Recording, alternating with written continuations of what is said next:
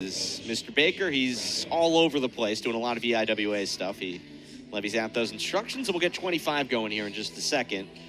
And we'll see who comes out there for both sides. Looks like it is Maida going for American. So it's Babin versus Maida. That'll be a nice matchup here as Maya comes to join me.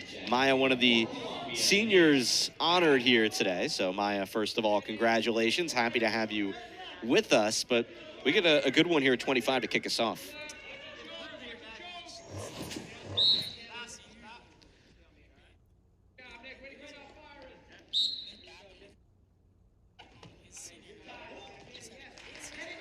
A lot of impressive pins. The two returning qualifiers from last year in Babin and Maida. Out of this scramble here, both teams thinking they have a chance at points here. Maida looks to be, if he can wrap that leg around. No, off the mat first, nothing. Great mat awareness from both of these guys, especially Nick Babin being able to elongate that scramble to prevent that takedown. Yeah, so again, Maya Latona working on the broadcast today. I'm Sam Cooperman, Mike Schroeder here.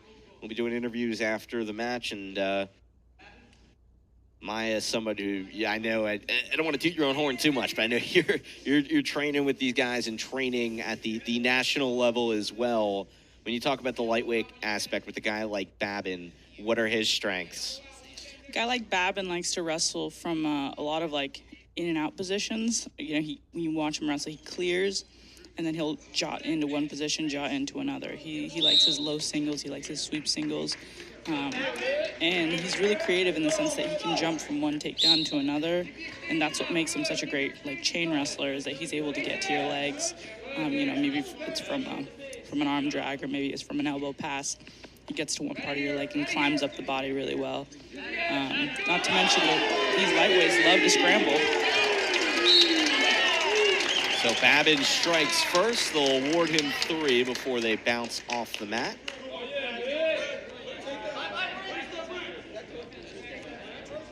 And the challenge brick comes out from AU's side, so that's why we're halted here. And first look at replay here today. Again, Lewis Baker and Don White are looking at the monitor here to see if 3 or no 3. Maida, again, this is his first match in a little over a month. Somebody who's been really good when he's been out there this year, 12-1 record, but hasn't been able to be out there all the time.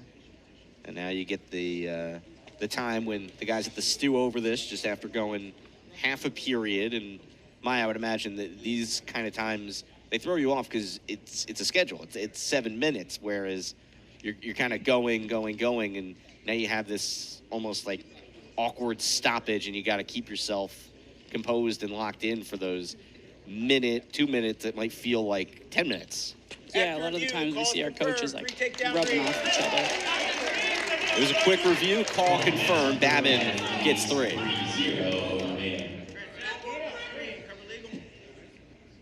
So Babin working from an advantage here. Let's see if Maida can get up.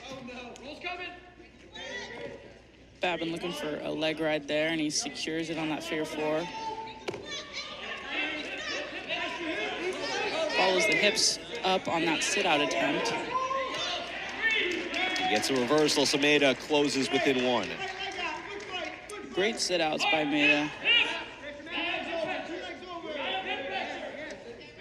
And now Maida in on a leg. That figure 4, looking for a cross face, attacking cross body.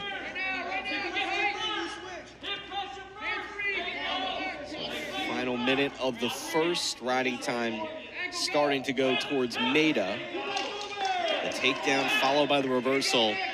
A sign of what should be a really good bout here at 25 to start off this dual meet.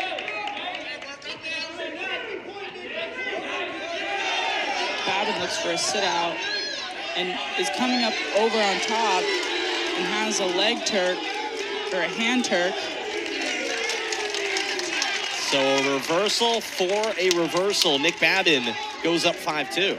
We'll see if he can drop down that riding time. It looks like he'll be able to cut it down. About 5 seconds if he rides this out is all that Maida would have there. Yeah, this is a lot of stuff you see with the lighter weight guys. You don't really see this once you get into the mid to heavyweights.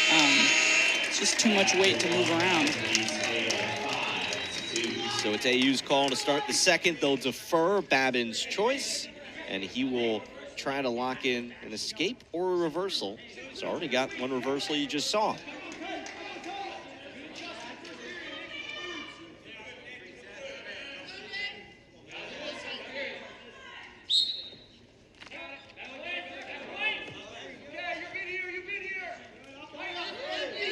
See if Babin can get out. Nope. Good mat return for Maida. And Maida's in a lock, rolls it through to a tilt. There's Baker getting swipes. Babin in some trouble. Only two points near fall. So Babin still leads by 1. Babin's 7 in the February EIWA rankings, and Maida, despite missing a lot of time, he's number 3. So this could have some big seeding implications if Babin's able to knock him off here today. Yeah, I think Babin's had a little bit of momentum in the last couple of months. Maida might have missed out on, but regardless, you know, Maida being an upperclassman has a little bit of some weight to it in terms of what he's done in the previous seasons.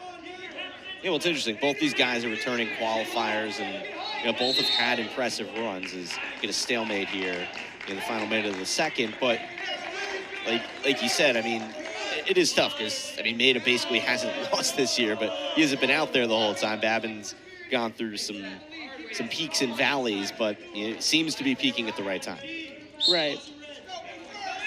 And sometimes it's also just how the schedule goes. Sometimes you're out for a little bit longer than you should be, or maybe you're dealing with an injury. But you always want to peak in March. That's kind of the goal.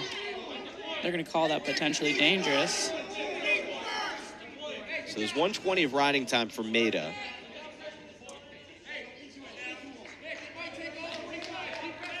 So we'll see if Maida can ride this out here. Yeah, Louis Baker Jr. is like, what are we doing here? It went a little too quickly there. Very quickly. Yeah. So they're going to give red a caution. The escape puts Babin up 6-4.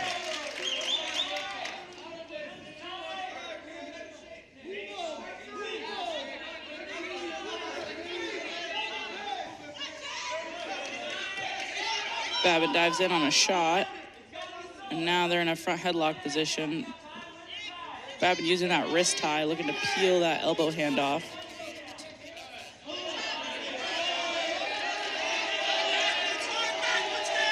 Seconds ticking down. Can somebody get a last shot in before the second? Babin tries and fails to. They're off. That's a stall on Maida. His first.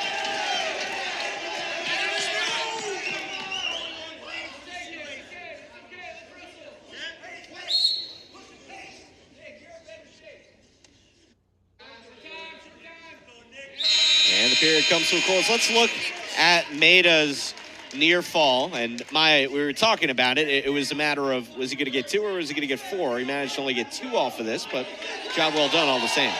Yeah, so he rolls through in on that lock, gets Babin in a cradle position, in a tilt position, and Babin does a really good job of breaking that angle so that he doesn't give up more than a couple swipes on his back. And when you look at the final score of this one, that could potentially be the difference. With Babin up 6-4 now, riding time in Maida's favor, but that still puts him a point shy. And Maida's gonna get 3 for that.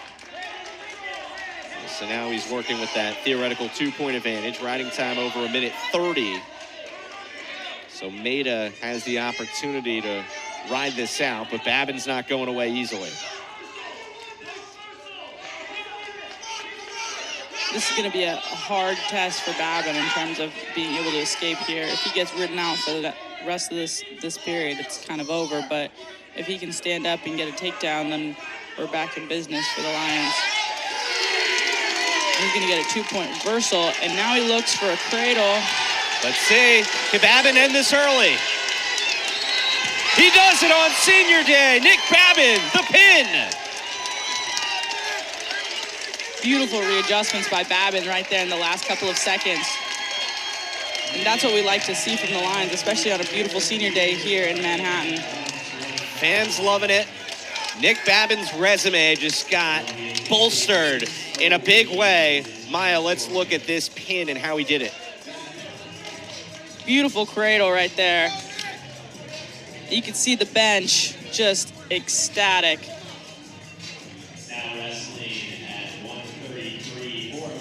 Well, it's remarkable considering you